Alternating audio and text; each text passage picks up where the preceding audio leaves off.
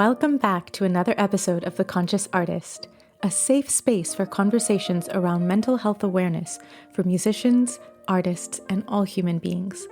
I am your host, Pallavi Mahidara. I'm a concert pianist and teacher, and I am absolutely thrilled that you are joining us today. My hope for this show is that it will give all of us a sense of solidarity and knowledge that we are not alone, and together, through these conversations, we can create more awareness and change for a healthier future.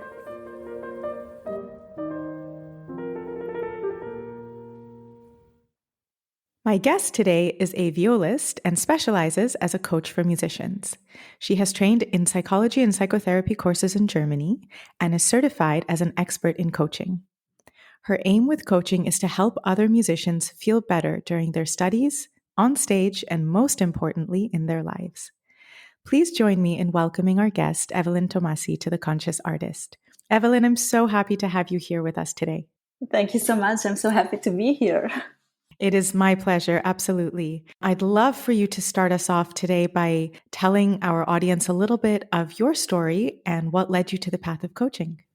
So my story is, as you know, as you already said, I'm a violist, I'm a musician. I studied my musical studies in Germany in a great school with a great teacher. And I remember really well that moment in my career. It was shortly before finishing my master's degree. And I remember really well at that moment, I wasn't happy at all how things were going with my musical career and how I felt. I practiced so much, but every time I got up on stage, I got so nervous that I could not play how I really wanted to play.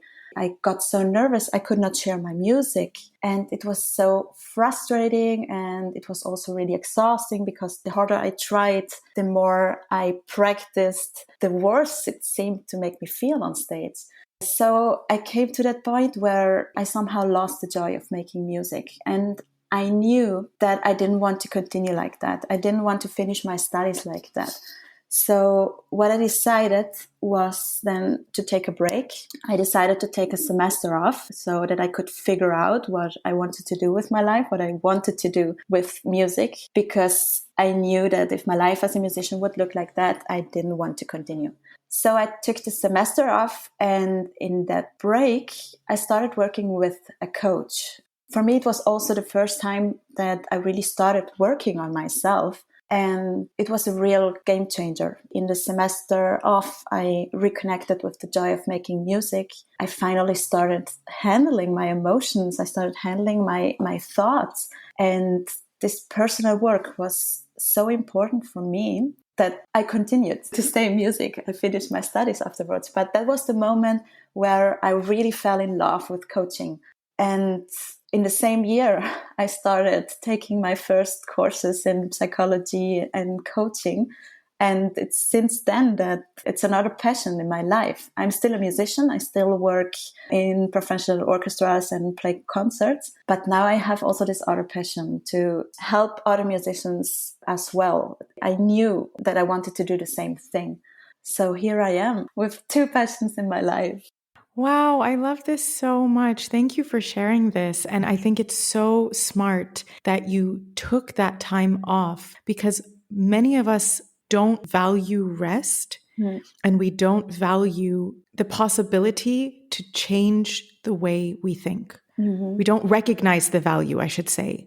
We don't recognize the value of taking a step back to reevaluate if we're not happy with the way we feel or with the way something is going. Many times we just keep pushing through until we burn out.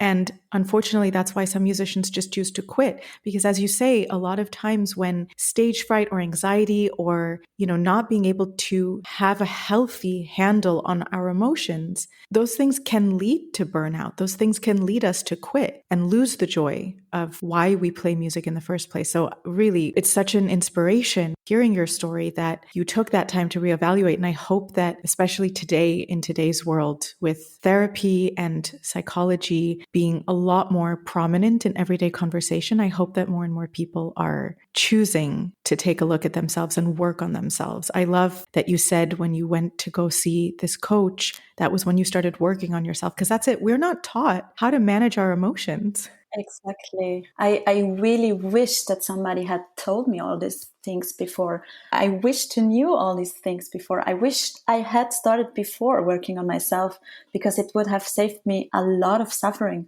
Because I really came to a point where I thought, okay, I cannot do this anymore. I came to a point where I was really exhausted, but it was already, I think, a critical point in my career. So I wish that somebody had told me all this before, and I wish I had known before. That's also why the importance of your podcast, for example, here, to raise awareness. I'm also trying, I'm going to schools, giving workshops, speeches about these topics, because I think it should be part of our musical education, mental health, emotional preparation. Absolutely. I 100% agree with you. And thank you for what you said about the podcast. It's my small way of contributing. And that's why I wanted to have you on the show today, because I know that you give these workshops and I think it's so vital for the music industry, for the artistic world. I would love to talk more about when you were studying, before you started working with a coach. You talked about practicing so much and yet not feeling like you could perform your best on stage. And I'm curious to know, why does that happen for people? Because I think that happens a lot to a lot of us, that we work so hard in the practice room. So come on, how many times have we heard our students say,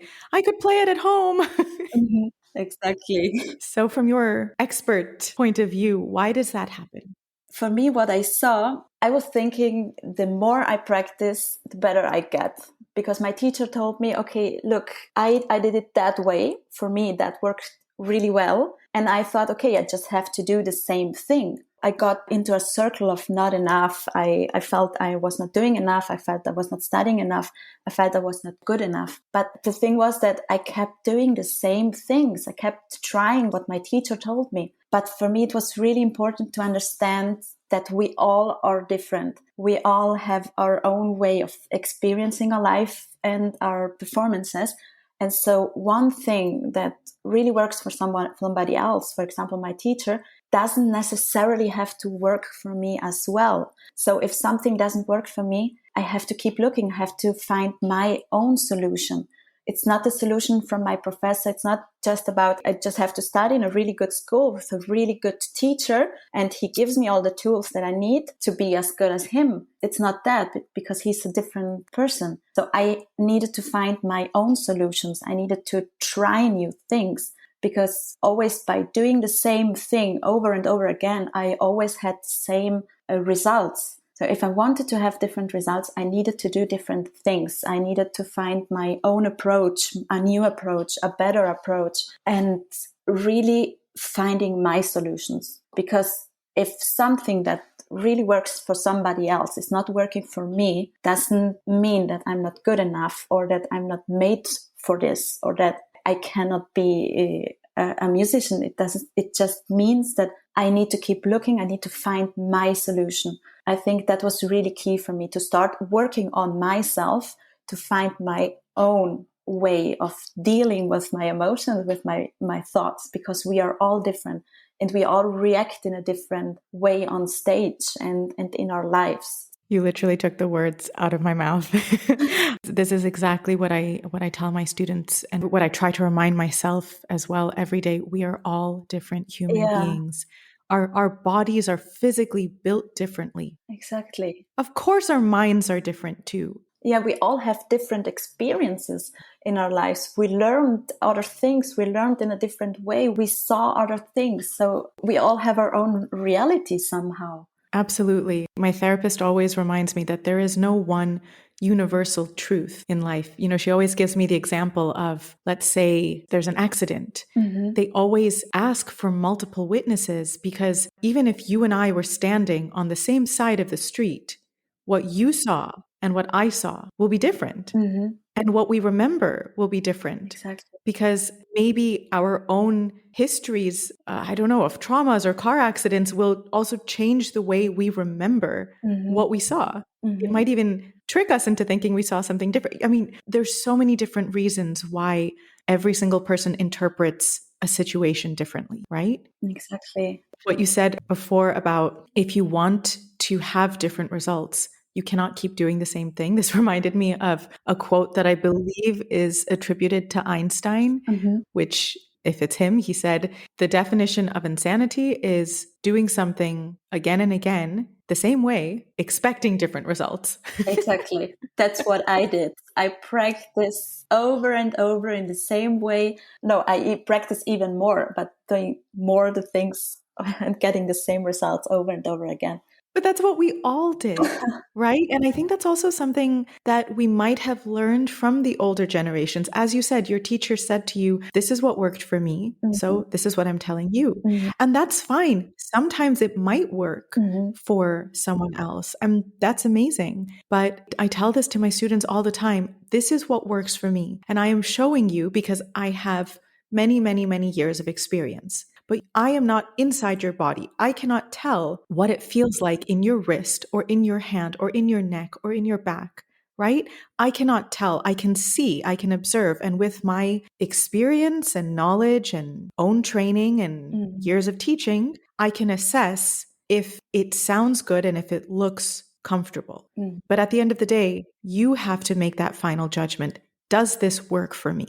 Exactly, and your input can be this. It can be an inspiration. That's also what I tell all the students when in my workshops. I give them like ideas how they can start to prepare themselves mentally and emotionally. But they are ideas. These are inspirations. I want them to take them as inspirations, as new ideas. But then they have to find their own way. Maybe it works for them, perfect. But maybe they have to change something. They have to find their own way. Right, exactly. I would love for you to share some advice and some tips that you share with your students in your workshops and when you coach, because I think it will be really, really helpful for our listeners. I particularly want to hear the elephant story. Yeah, the elephant story. That was really important also in my story, because one really important thing for me was to start understanding how our brain works, understanding the importance of the way we're thinking. So in my workshops, I always give the students the example of the red elephant. If I tell you, please don't think about the red elephant, what are you thinking about? The red elephant. Exactly. So that's why, because our brain doesn't make any difference between positive and negative statements, because our brain thinks with pictures, with images, and our brain doesn't have an image for negations, for not, for nothing. And so when I'm telling myself what I don't want to think about, I'm thinking about what I don't want to think about. So the importance also of speaking to ourselves, telling ourselves the things in a positive way, telling ourselves what I really want to think about. Or when I go on stage, really thinking, okay, how do I want to play? What do I want to think about? Because I often see we're so good in knowing what we don't want, how we don't want to play. I don't want to make mistakes. I don't want to feel nervous. I don't want my bow to shake. And the only thing that we're doing by this way of thinking is creating more of what we don't want. And so I really had to take time to really analyze my way of thinking. And I saw that I used a lot of negative formulations. I thought a lot about what I didn't want to experience. And so I really had to consciously re-educate my mind, rewrite my inner dialogue. Okay, how can I think? In what way can I think so that my bow really is not shaking in that moment? So I started to think my arm is free, my bow is flowing, I'm following the music. But I really had to think about, okay, how do I want to play? How do I want to feel? And really give myself positive and really clear instructions. Also, when I visualize my performances, to really think about how do I want to play, and the things we don't want to experience, they don't matter. If I really don't want to think about the red elephant, I just have to tell myself I want to think about blue cat. That's the only way to not think about the red elephant. So that was really, really important also for me to re-educate my mind. And I loved writing it down. I think writing down helps a lot because you see it with perspective. It helps you analyze it better. Also, when it comes to handling emotions, I really recommend to write it down. This is such an important point that you've highlighted about the way we speak to ourselves. Thank you so much for bringing this up, because this is relevant as musicians on stage, and this is relevant as human beings in life. And you said so clearly, our brain does not distinguish between positive and negative words. So when we say, for example, let's say, I don't know, we forgot to pick up something from the supermarket. We went all the way, we bought 20 things, and we forgot the one thing that we really needed. And we come home and we're like, oh, I'm so stupid. I forgot to get that. Well, we don't really mean we're stupid, but our brain is hearing that.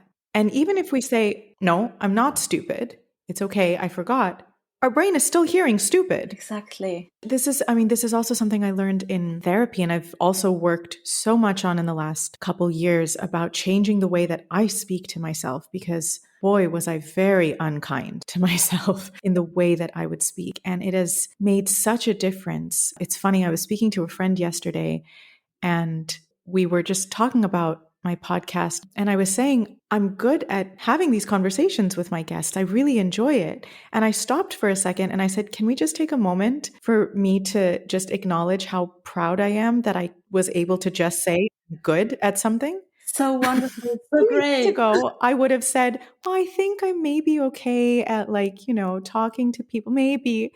No, let's celebrate what we're good at. So great. So great that you took the time to celebrate it. But this is such an important point because it translates to the stage. And I really think about this a lot now, because something you said made me think also about comparison. Mm-hmm. We tend to also compare ourselves so much to other people that we lose focus on ourselves and what we're actually good at. So rather than saying, don't mess up, or I don't want my bow to shake, or I don't want to miss this shift or this run, or my intonation is never good here. No, how about, hey, I'm really good at those octaves, or I know that I have a beautiful sound here, or I love the way I phrase this, so that we focus on the things that we feel that are positive in our playing. And that way, also the things that don't go as well are not such a big deal. Exactly. We tend so much to give so much credit to all the things that didn't go so well. And we forget about all the things that really went well. So what I also started doing when I started working on myself is to have my success book where I wrote all the things that I did well. In the evening before going to sleep, I wrote down, what did I do well today? Oh, I love this. Before I went to bed, okay, thinking about that was not good, that was not good, that was not good. I have to work on that. And then I made this shift. Okay, what did go well today? What did I do good? What am I proud of? So making this shift and really giving credit also to the positive things. I mean, the negative things, we don't have to ignore them. We can work on them, but to give the other part more power, to really balance this out. And I think that's a thing that we have to do consciously, because our brain is naturally more directed towards the negative, because we want to improve all the time. But the problem starts when we forget all the things that we are good at, that we are doing well. And so it's really also about that, consciously taking the time and thinking about what we did great. Or even make your success list where you write all the concerts down that really went well. So remember really good moments. I love this so much. Thank you for sharing this with our audience, because this is such a great idea. And it's interesting. Earlier in this season, I released an episode with 3 students, and I had them ask me some questions and, any sort of advice they wanted. Of course, I'm not a psychologist, I'm not a therapist, I'm not trained in any of that, but I do have some experience in life as a musician, as an artist, as a human being. And I remember one of the students talked about how he has learned to speak more kindly to himself. And it reminded me of something that I shared with him and with the other students on the show, on the episode, which was that I remember when I started therapy a few years ago, I was also going through some really difficult things in my personal life. And so it was really quite a journey for me to climb out of where I was into the place that I am today. And I remember when I started this, A friend of mine was saying, I know that you want to work on all of these things about yourself. And I think that's great. Mm-hmm. But what about the things that are really great about you? Like, why don't you tell me 3 things you like about yourself? And I couldn't do it. I remember I couldn't say 3 nice things about myself. And it was such a wake up call for me that I started writing down every day 3 things that I liked about myself. And I didn't believe it for a long time. I don't know, maybe Mm-hmm. weeks, a few months. I didn't believe what I was writing, but I wrote it down anyway until I started believing it. And this was probably one of the most powerful exercises I could have done. Mm-hmm. And like you said, it changes the way we start viewing ourselves. Your success list, I love this idea. Like, I love this idea of writing down, hey, what went well today? Mm-hmm. What are you proud of today? Because I think it also gives us more compassion for the things we want to improve on. Exactly, exactly. And as you said, when you told us that you needed some time to really accept those things, those positive things you were saying about yourself, one thing that I also tell my students, if you cannot tell yourself right away, I'm proud of you, or I love myself, you can start with a more lighter version and tell yourself, I'm starting to accept myself. I'm starting to be proud of myself. So to really be in that point and make it better every day, go in this direction. I'm starting to accept myself. I'm starting to be proud of myself. I'm starting to focus on my good things. We have to start somewhere. Absolutely. And it is a gradual process. It's not, we don't go from one day being super, super critical to the next day saying, I love everything about myself. No, of course not. It's not like that. Exactly. It is a gradual process and it takes daily work. I mean, come on, we practice our instruments. We know that Exactly. it takes a long time, but we don't practice changing the way we think. I mean, we've been conditioned to think a certain way for how many ever years we've been alive. Exactly. So we are used to thinking a certain way our whole life, and we pretend to change that from one day to the other. I also tell it all my students that it's a work, it's an everyday work. We have to include these things in our daily practice. We have to include our mental and emotional preparation in our daily practice. It's a part of our preparation. If I really want to successfully prepare my next concert, I also have to include these things, mental and emotional things, if I really want to be able to show what my whole potential on stage. Absolutely. This is such a key point. And I love earlier that you mentioned writing down. I mean, I love the success list, but the concept of writing things down, as you said, it gives us perspective. Exactly. Some people call it journaling as well. You can write down so many different things, but I think this is such a great concept. And journaling helped me so much with my own things that I was dealing with to be able to make sense of what was in my head. Because Yeah. often in my head, it would be like a circus. I mean, it still is sometimes. It's like one of those fun houses where like you have those weird mirrors that distort everything. That's like what my brain is sometimes. And it's so exhausting and so annoying. Yeah, exactly. And by writing it down, it also helps us to slow down, because we have to slow down to really write our thoughts down, because our thoughts are so, when we get nervous or we are stressed, our thoughts are so quickly changing. And if we take the time to write them down, we also need to slow down. We need to take that time to write it down. And then, yeah, we see it with perspective. Why are we so much better giving advice to somebody else and not so good when it comes to ourselves? It's because we see it with much more perspective, no? Right. And I think we can create some of that by writing it down. Absolutely. It also helps us to make sense. Yeah. It's happened so many times to me when I've like written things down. When I journal in a free flowing manner. So I don't try to structure it. I don't think about it. I just start writing, like without thinking. Whatever is coming, whatever thoughts are coming into my head, I just write them down. And then sometimes I'll go back and read and I start laughing. So I'm like, Yeah. what am I thinking? Like, what is this? In what world would this ever happen? The same here. For me, it was really key to start when I started handling my emotions. For example, when I already days before a performance, I felt this anxiety, this fear. What I usually would do was ignoring the fear, ignoring the anxiety, just trying to think about something else. But then I started handling my emotions. I started writing it down. And when I saw it there on paper, actually it wasn't that scaring anymore. It didn't scare Right. me so much anymore. But in my head, it seemed really important, so much more important. And on paper, it was so freeingly. I gave the emotion the space to tell me all the things the emotion wanted to tell me. And it lost the power. I could really feel like how I was calming down. Okay, what's the worst thing that could happen? That's also a question I like to make to my clients. What's the worst thing that could happen? And actually, when we think about it, most of the times the worst thing that could happen isn't that horrible at all, like we pictured Right. in our head. Right. But that's what our anxiety does to us. When my anxiety starts to get really bad, I mean, our anxiety creates thoughts, creates scenarios that don't exist. Mm-hmm.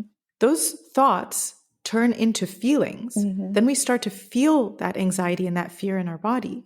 And that turns into actions. Mm-hmm. And that makes us act in unhealthy ways. Mm-hmm. And none of those things are true. None of those things have even happened. It's just from our thoughts. Exactly. I mean, that, like you say, that's why it's so important.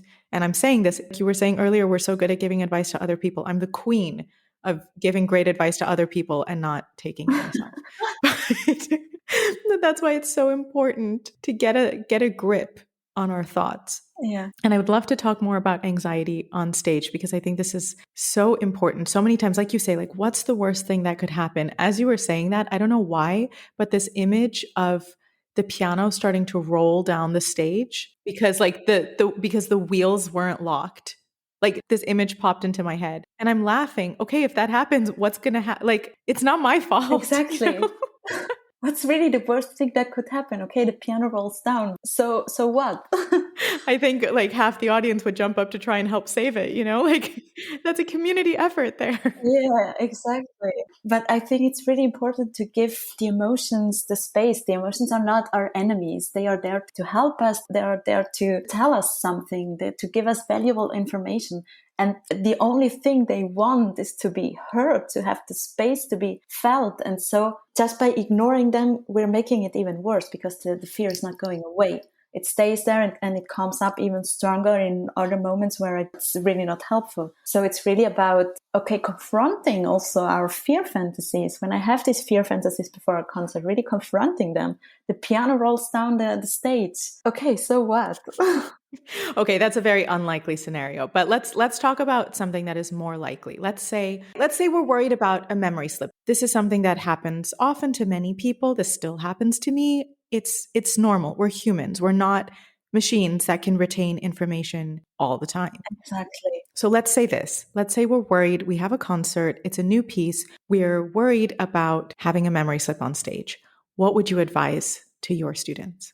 At first, write it down. Okay, what's the worst thing that could happen? Okay, I have a memory slip. So what? Maybe other people don't estimate me anymore. Or I don't know. What happens? What is your fear trying to tell you? Maybe it's trying to tell you, okay, you need to find a better way to memorize. What can I do to memorize the piece better? But seeing it as a friend, the emotion. I have this fear that I could have a memory slip. Where does that come from? Did it happen to me before? No, and accepting when it already happened. Really, there are different things that I think we really have to look for. At first, the positive intention, really accepting our fear, and then trying to find a constructive, to handle it constructively, to find solution. What can I do to feel more secure about my memorizing? Who can help me to find a better approach to memorize, if that's really my topic? Because I remember when I memorized pieces, I always did it in the same way, and also having this fear that I could have a memory loss. So what I started to do is, okay, in which different other ways can I memorize the piece? How can I feel more secure? Because there are different types of memorization, the motorical memorization, there's the visual memorizations. And so how can I consolidate this memorization with different approaches so that I can feel more secure? Just offer your fear something, offer him something, show the emotion. Okay, I'm taking you seriously. I'm doing something about it. We're on the same side. We are friends. Not fighting against yourself. Yeah, exactly. I like that a lot. And I want to highlight something you said and follow up on this. I think there's a difference between fear and anxiety. There's a big difference between fear and anxiety. Fear is a real emotion that we feel in our body. It is our bodies reacting to a situation. Anxiety comes from our mind, from our brain. We're creating thoughts that can translate into the feelings of fear if we let those thoughts develop. So those are two different situations. And the fear that we might feel about having a memory slip, I wonder if we might, we feel that fear on stage while we're playing. And then if we suddenly have a memory slip, that's fear in that moment when we realize, what comes next, right? Then that's a real fear in the moment. But I wonder if when we're thinking about that before, because maybe in the past we've had a memory slip and maybe we're worried about that happening again, isn't that anxiety? Isn't that thought-based? Yeah, I think really important if it already happened in the past, if we have bad experiences on stage, it's really to accept it. It happened in the past, to acknowledge it's in the past. I evolved as a person. I evolved as a musician.